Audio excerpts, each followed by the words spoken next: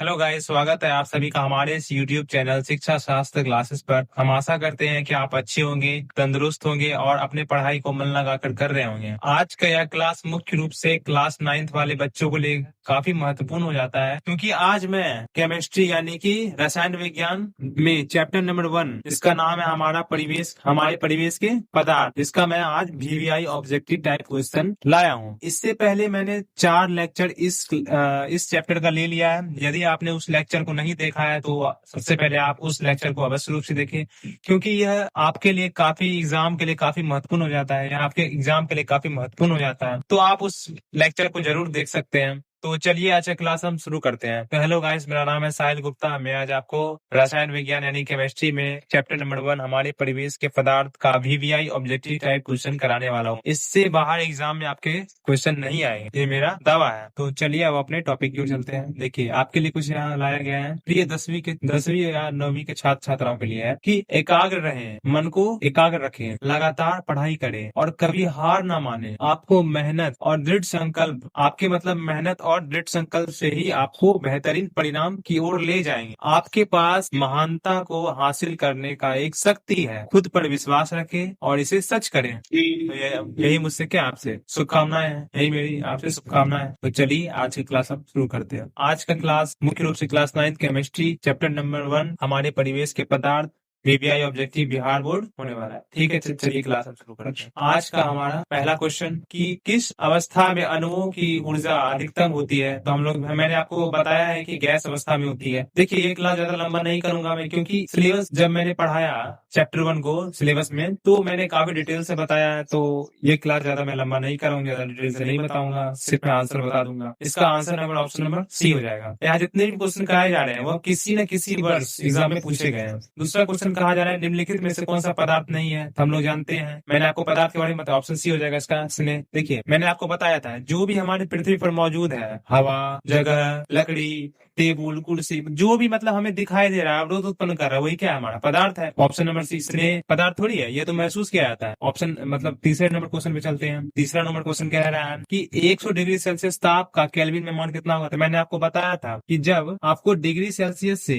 Kelvin में जाना होता है तो क्या करते हैं, 273 में आप केल्विन को जोड़ देते हैं। और यदि केल्विन का मान निकालना होता है तो डिग्री सेल्सियस का जो मान दिया होता है हमारे पास, उसमें से 273 को माइनस कर देते हैं। तो यहाँ हमें क्या करना है कि डिग्री सेल्सियस को केल्विन में परिवर्तित करना है। तो हम क्या करेंगे कि 273 में यदि हम 100 जोड़ेंगे तो हमारा कितना हो जाएगा, 373.5 15, मतलब ये 0.15 होता है, 0.15।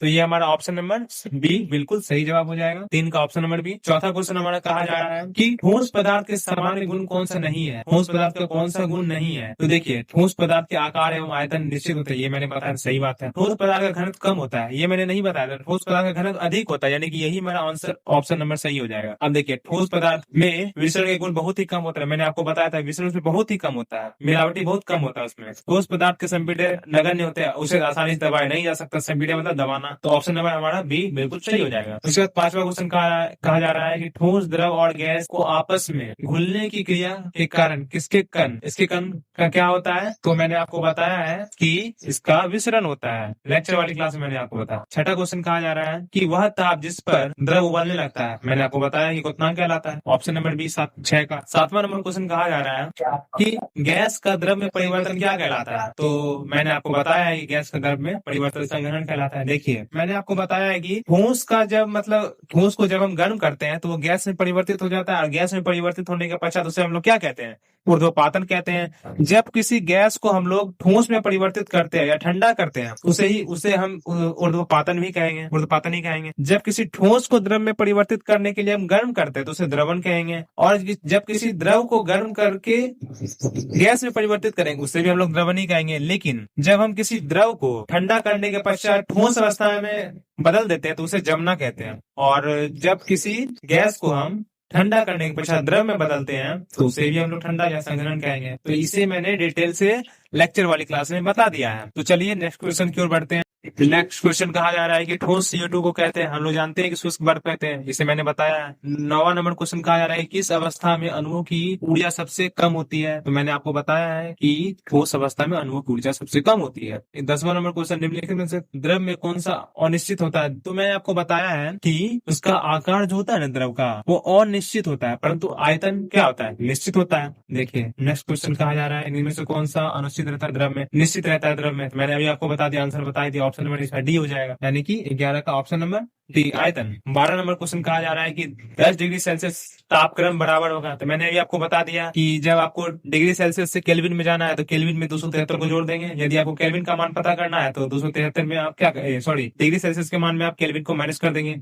तो यदि हम 10 डिग्री माइनस कर देंगे 273 में कितना आ जाएगा आंसर हमारा, तो ये सॉरी जोड़ देंगे तो कितना आ जाएगा, ये हमारा 283 केल्विन हो जाएगा। ऑप्शन नंबर बी बिल्कुल सही जवाब। 13 नंबर क्वेश्चन कहा जा रहा है कि गैस के कणों के बीच आपस में आकर्षण होता है, कैसा होता है, तो देखिए गैस के कणों के बीच आकर्षण कैसा होता है, तो बहुत ही कम होता है। क्यों, क्योंकि उसके कण बहुत ही क्या होते हैं, बिखरे हुए होते हैं, तो कैसे आकर्षित होगा एक दूसरे की ओर। उसके बाद लिखा गया है 14 नंबर क्वेश्चन गर्मियों में हमें किस प्रकार के कपड़े पहनने चाहिए, तो मैंने आपको बताया हल्के रंग के सूती कपड़े को पहनना चाहिए। यदि हम गहरे रंग वाले कपड़े को पहनेंगे तो अधिक उसमें अवशोषित करेगा, जिससे हमें अधिक गर्मी लगेगा, हमें हल्के रंग वाले सूती कपड़े पहनने चाहिए। नेक्स्ट क्वेश्चन कहा जा रहा है कि 100 डिग्री सेल्सियस तापक्रम का जल में भौतिक अवस्था पाया जाता है। देखिए 100 डिग्री सेल्सियस ताप मतलब उसे हम 100 डिग्री तक उबाल रहे हैं, 100 डिग्री सेल्सियस ताप पर, तो क्या हो जाएगा, 15 का ऑप्शन नंबर हमारा बी हो जाएगा, यानी कि गैस में जब किसी द्रव को हम उबालेंगे 100 डिग्री सेल्सियस पर, वो वाष्प अवस्था में यानी कि गैस अवस्था में बदल जाएगा। ऑप्शन नंबर बी हो जाएगा। उसके बाद कहा जा रहा है 16 नंबर दाब का ऐसा मात्रा क्या होता है, मैंने आपको बताया है कि पास्कल होता है। Option number A. 16 का 17 नंबर क्वेश्चन कहा जा रहा है कि वायु है, वायु क्या है, वायु एक गैस है। Option number C. 18 number question कहा जा रहा है कि वह तापमान जिस पर कोई द्रव, जिस पर कोई ठोस द्रव में परिवर्तित हो जाता है, उसे क्या कहते हैं। 18 नंबर क्वेश्चन का ऑप्शन नंबर हमारा क्या हो जाएगा, क्वथनांक हो जाएगा। उसके बाद 19 नंबर क्वेश्चन कहा जा रहा है प्लाज्मा पदार्थ की कौन सी अवस्था है, मैंने आपको बताया है प्लाज्मा जो होती है वो पदार्थ की चौथी अवस्था है, पांचवी अवस्था बोस आइंस्टीन कंडेंसेट होती है। 20 नंबर क्वेश्चन कहा जा रहा है कि एक वायुमंडलीय दाब किसके बराबर होता है, तो मैंने आपको सिर्फ यही बताया था, सॉरी, तो ये भी होता है 760 मिलीमीटर। ऑप्शन नंबर सी हो जाएगा। 21 नंबर क्वेश्चन कह रहा है कि किसी ठोस पदार्थ का सीधे वाष्प में परिवर्तन क्या कहलाता है, तो 21 नंबर का ऑप्शन नंबर डी हो जाएगा, ऊर्ध्वपातन। ये जितने भी क्वेश्चन यहाँ पे कराए जा रहे हैं उससे मैंने क्लास यानी लेक्चर वाली क्लास में बता दिया है, बिल्कुल अच्छे ढंग से समझा के। उसके बाद 22वां नंबर क्वेश्चन कहा जा रहा है कि द्रवित पेट्रोलियम, सॉरी यहाँ गैस होगा, गैस यानी एलपीजी का उपयोग किस पे करते हैं हम लोग, तो हम लोग रसोई में करते हैं। कभी कभी आपसे एलपीजी का फुल फॉर्म पूछेगा कोई, तो आप बता सकते हैं लिक्विड पेट्रोलियम गैस होता है, यानी कि द्रवित पेट्रोलियम गैस। यहाँ पे लिखा ही गया, हिंदी में से लिखा गया, इंग्लिश में हो जाएगा लिक्विड पेट्रोलियम गैस। उसका देखिए 23वां नंबर क्वेश्चन कहा जा रहा है द्रव अवस्था में ठोस अवस्था,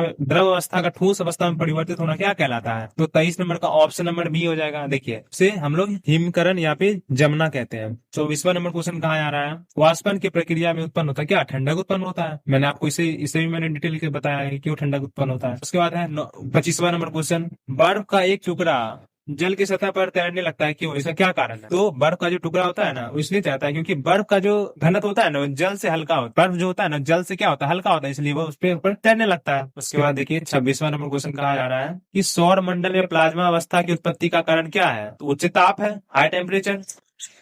आपको मैं एक बात बताता हूँ कि सूर्य जो होता है ना वह प्लाज्मा अवस्था में है। क्यों, क्योंकि इसमें ना हाइड्रोजन का संलयन हीलियम में हो रहा है और उसका टेम्परेचर लगभग 6000 डिग्री सेल्सियस होता है, तो वहाँ हाई टेम्परेचर बना हुआ है। उसको देखिए नेक्स्ट क्वेश्चन कहा जा रहा है 27वां नंबर वैसे पदार्थ जिनके आकार एवं आयतन दोनों अनिश्चित होते हैं क्या कहलाते हैं, गैस कहलाते हैं। आकृति एवं आयतन क्या होते हैं, दोनों निश्चित होते हैं, सॉरी अनिश्चित होते हैं, यानी 27 नंबर का ऑप्शन नंबर हमारा सी हो जाएगा। 28वां नंबर क्वेश्चन कहा जा रहा है कि बर्तन में रखे गए गैस बर्तन की दीवारों पर जो बल लगाते हैं उसे हम लोग क्या कहते हैं, उसे हम लोग दाब कहते हैं। दाब बराबर क्या होता है, बल बटे क्षेत्रफल, यानी कि इकाई क्षेत्रफल पर लगाया गया दाब, इकाई क्षेत्रफल पर लगाया गया बल को ही हम लोग दाब कहते हैं, प्रेशर। आप देखिए नेक्स्ट क्वेश्चन कहा जा रहा है कि गर्म करने पर गैस का आयतन क्या होता है, तो मैंने आपको बताया गर्म करने पर गैस का आयतन बढ़ जाता है, वो यानी उत्तेजित अधिक हो जाता है और इधर उधर फैल जाता है। और देखिए 30वां नंबर क्वेश्चन कहा जा रहा है कि वाष्पन की प्रक्रिया जो होती है वो द्रव के सतह पर होती है तो ऊपरी तल पर होती है, ऊपर की ओर होती है। वाष्पन की प्रक्रिया जल के ऊपरी सतह पर होती है। देखिए जब किसी आप चीज को गर्म करते हैं उसका जो ऊपर की ओर ही भाप निकलता है ना, तो क्या हो जाएगा, दर्पण की मतलब जो होता है वो बर्तन की ऊपर की ओर होती है, वो तल है उसकी ऊपर की ओर होगा। ऑप्शन नंबर ये हो जाएगा। उसके बाद 31वां नंबर क्वेश्चन क्या कहा गया है कि किसी ठोस का द्रव अवस्था में परिवर्तन क्या कहलाता है। तो किसी द्रव का ठोस अवस्था में परिवर्तन हमारा द्रवण कहलाता है। उसके बाद 32वां नंबर क्वेश्चन कहा गया है कि वह ऊष्मा जो ताप में बिना परिवर्तन के किसी ठोस अथवा द्रव की अवस्था में परिवर्तन में अवशोषित हो जाता है, उसे हम लोग क्या कहते हैं, तो उसे हम लोग गुप्त ऊष्मा कहते हैं। मैंने आपको बताया। 33वां नंबर क्वेश्चन कहा जा रहा है जिस अवस्था में वस्तु का आयतन जिस अवस्था में वस्तु का आयन के रूप में अति ऊर्जावान होते हैं वो क्या होता है। प्लाज्मा अवस्था में जो होते हैं, मैंने आपको बताया, ये भी मैंने आपको बताया कि प्लाज्मा अवस्था में जो होते हैं ना, उसके आयन किसी मतलब पदार्थ के जो आयन होते हैं वो अति ऊर्जावान अति गतिशील होते हैं। उसके बाद 34वां नंबर क्वेश्चन कहा जा रहा है कि ऊर्जा का ऐसा ही मात्रक क्या होता है। ऊर्जा का मैंने बताया कि ऑप्शन नंबर सी हो जाएगा, यानी जूल हो जाएगा। उसके बाद 35वां नंबर क्वेश्चन कहा जा रहा है कि सौर मंडल में प्लाज्मा अवस्था की उत्पत्ति का कारण क्या माना जाता है। उच्च ताप, थोड़ी रिपीटेड क्वेश्चन हो जाएगा। उसके बाद है 36वां नंबर क्वेश्चन कहा जा रहा है कि जिस तापक्रम के ऊपर गैस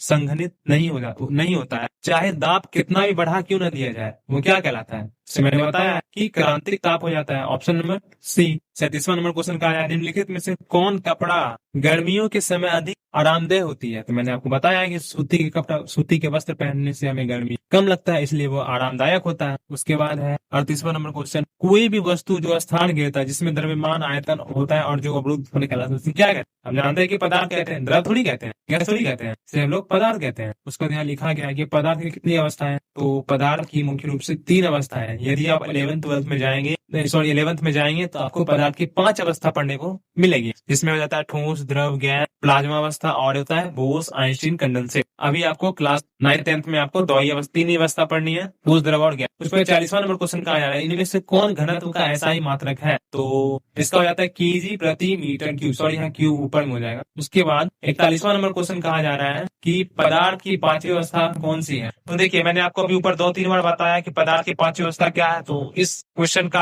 आंसर कमेंट बॉक्स में, इस वीडियो के कमेंट बॉक्स में जरूर दें। आज का क्वेश्चन हमारा टोटल 41 था, जिसमें मैं आशा करता हूं कि आपको सारे क्वेश्चन समझ में आए। जी हाँ, जितने भी प्रश्न कराए गए हैं वो किसी न किसी वर्ष एग्जाम में आपके आए हैं, और ये जितने प्रश्न कराए गए वो हमारे लेक्चर वीडियो से ही है। तो यदि आपने पिछले लेक्चर को नहीं देखा है, पीछे मैंने 4 लेक्चर करवा दिया है, यदि आपने उसे नहीं देखा है तो आप प्लीज उस वीडियो को जाकर देख लीजिए, वो आपके एग्जाम के लिए काफी महत्वपूर्ण होगा। इस चैनल के माध्यम से आपको प्रतिदिन क्लासेस देखने को मिल रही होगी। इसमें क्लास 9 और क्लास 10 का मुख्य रूप से तैयारी कराया जाता है। आप हमारे इस YouTube चैनल को सब्सक्राइब कीजिए। क्योंकि इस चैनल के माध्यम से बिल्कुल आपको फ्री में पढ़ाया जाता है। और आप अपने दोस्तों को भी बताइए, शिक्षा शास्त्र क्लासेस पर बिल्कुल फ्री में पढ़ाया जाता है। क्लास 9th और क्लास 10th की सभी विषयों की पढ़ाई। और आप हमारे टेलीग्राम चैनल पर भी जुड़िए। क्योंकि वहाँ पे आपको ये जो ऑब्जेक्टिव मैंने अभी करवाया है, इसका PDF आपको टेलीग्राम चैनल के माध्यम से दे दिया जाएगा। उसके बाद आप व्हाट्सएप चैनल पर भी जुड़ सकते हैं, वहाँ पे आपको इसके नोटिफिकेशन देखने को मिल जाएंगे। फिर चौथा पॉइंट हो जाएगा हमारे इंस्टाग्राम चैनल पे, वहाँ पे भी आप जुड़ सकते हैं।